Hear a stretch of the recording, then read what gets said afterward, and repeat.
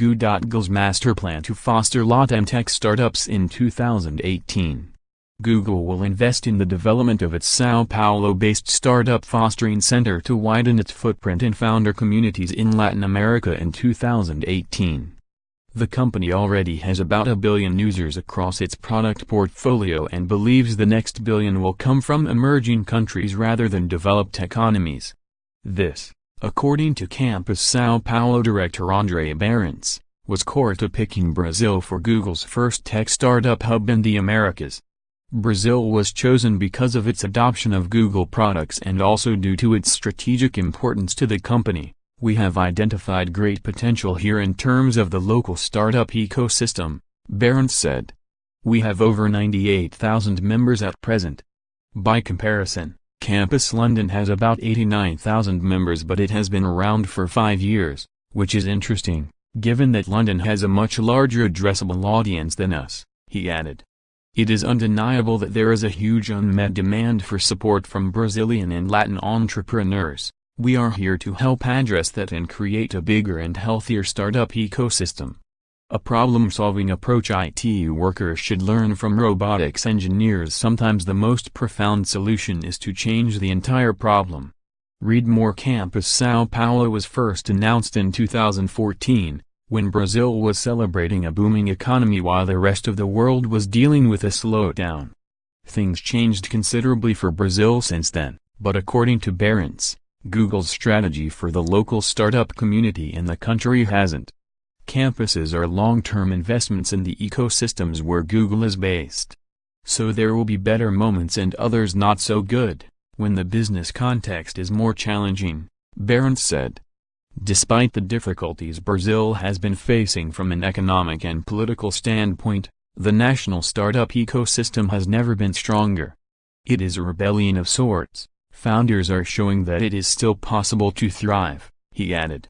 A strategy shift. Before the launch of Campus São Paulo 16 months ago, more than 20,000 people were already signed up as members, according to the Google executive. Initially, the venue was predominantly sought by early-stage ventures needing business advice rather than developing their technology offerings. With 200 open workspaces, the building currently has an average daily flow of 600 users. Barrence describes it as a rather lively campus, but things have become less hectic, mainly due to a strategy shift. Today, early-stage ventures are catered for with a series monthly events and workshops, while the acceleration program has changed its approach.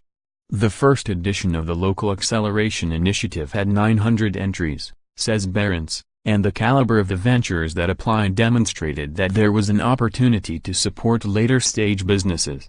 The company also decided that for the second edition of the program it would focus on later-stage ventures and on technologies rather than specific sectors. Brazil was chosen for the first campus in America because of its adoption of Google products and also due to its strategic importance to us. We want to take startups to their next stage of development in terms of their product robustness and technology, as well as their business strategy, the executive said. According to Barrence, Google is patient for results and impatient for progress. This is closely related to the objectives and key results, OKRs, methodology adopted in the residency program. We want to create a sense of urgency for these startups and also help them innovate to reach goals that are not easy to accomplish. When focusing more on technology application in certain sectors rather than the other way around, we leapfrogged considerably as we managed to identify leading-edge technology development in Brazil, Barrence said. But more than accelerating 15 or so resident startups, our greatest achievement is to accelerate the Brazilian ecosystem as a whole. This is quite noticeable when we look at the amount of local initiatives coming up in the last 15 months, he added. Does that mean there is a correlation between cause and effect? No, but there's a strong correlation between creating an impact in the community and getting other initiatives to cater for needs that the campus alone won't manage to meet. Creating a regional hub extending the geographical reach of the campus is a top priority for Barrence's team. Brazil is a country of continental dimensions, so Google is looking to partner with local organizations in other states to connect with the venue in some way. We face integration challenges locally and regionally.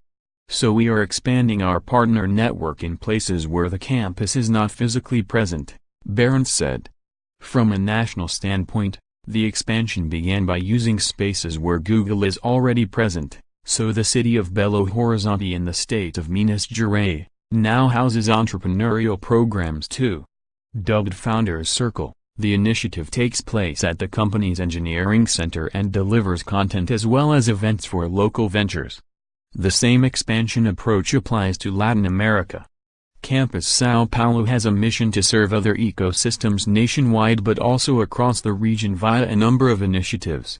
An example is the recent launch of the Campus Exchange program, where fintech startups from 6 Latin countries took part in an immersion program with relevant local players, including Nubank and Goo.gle, as well as ventures currently being accelerated by Google.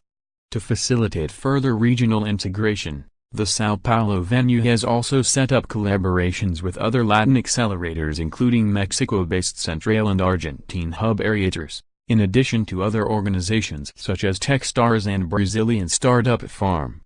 When comparing the level of startups seen in the São Paulo hub to other parts of the world where Google has its campuses, Barrence pointed out that cities such as London and Tel Aviv are a few steps ahead of the Brazilian startup community. Entrepreneurs in those cities have more clarity about their businesses and are looking for funding as a means to expand, and there is a considerable deal flow, whereas the Brazilian ecosystem is more about access to content, experts and mentoring rather than funding, Barrence said. Investors do come to the campus and we have a great deal of events with angel networks. But I believe that focus on funding is the next step when we think of the maturity curve of the startup community here, he added. Facing local challenges. Another feature of the São Paulo venue, says Barrence, is that startups are using emerging technologies such as machine learning and others to solve problems that are specific to Brazil, but that can be replicated in countries with similar challenges. This motivated the company to add immersions and centers of excellence within its global network to the acceleration program. For example, it sent ID-Wall, a startup developing fraud detection systems with artificial intelligence, to Tel Aviv to further develop its product. Other founders have also been to Silicon Valley with guidance of Google executives and partners to assist in aspects such as pitches to tech investors. Despite all the resourcefulness and creativity of local entrepreneurs in creating solutions for the local environment, Brazilian ventures face all manner of practical challenges, many of them related to outdated regulations that hinder startup development. We still have a very imperfect set of tax, labor and legal regulations for companies that have high growth potential, and therefore risk, Barrence said. So even though capital availability has increased in the last few years, more resources could be available if there was more security for investors. Google has been lobbying alongside local organizations such as the National Startup Association and Brazil Angels, as well as global organizations such as Endeavor, to bring awareness of startup needs to legislators, especially when it comes to financing and legal structuring. We help qualify the debate along with other actors in the ecosystem, but the community and the society in general should do something about this. It is too important and the potential impact from not having a stance on the matter is too great, Barrence said. Looking ahead for the coming year, the main goal for Barrence and his team will be to further increase Campus São Paulo's influence in developing the local and regional startup community. We want to continue to demonstrate, to founders, that this proximity with us is valuable, even more so when we are talking about long-term goals, the executive said. Capital availability for Brazilian startups has increased in the last few years and more resources could be available if there was more security for investors. We also want to have more Google mentors and experts getting closer to this community, getting them to understand the role our tools will play in their growth, as well as providing more content for them to grow, which is particularly important in an early stage, he added. Going forward, Barrence also believes that Campus São Paulo will continue to act as a catalyst of a movement of sorts, where more organizations and traditional companies looking to innovate begin to see the value of working with new ventures.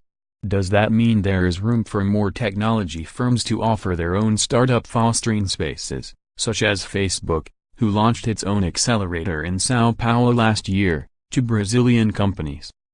I think the local and regional startup community offer a lot of opportunities, so many that there is definitely space for everyone. If done correctly, these initiatives can help local entrepreneurs enormously, Barrence said. We have hundreds of people working here daily, but our business is not based on simply offering a co-working space. By chance we have that, but our business is about combining the best of Google's problem-solving culture, the best of local and regional startups and, crucially, information, he added. Our role in this wider context is to organize information, make it accessible and useful to entrepreneurs as they develop their ideas. Our focus is knowledge. We do that very well and will continue to do that in future. Big dreams, big failures, why most startups flop and what we can learn from them. It might be harder to have a profitable startup in Eastern Europe than in Silicon Valley, but the lessons from failures are invaluable to tech entrepreneurs everywhere.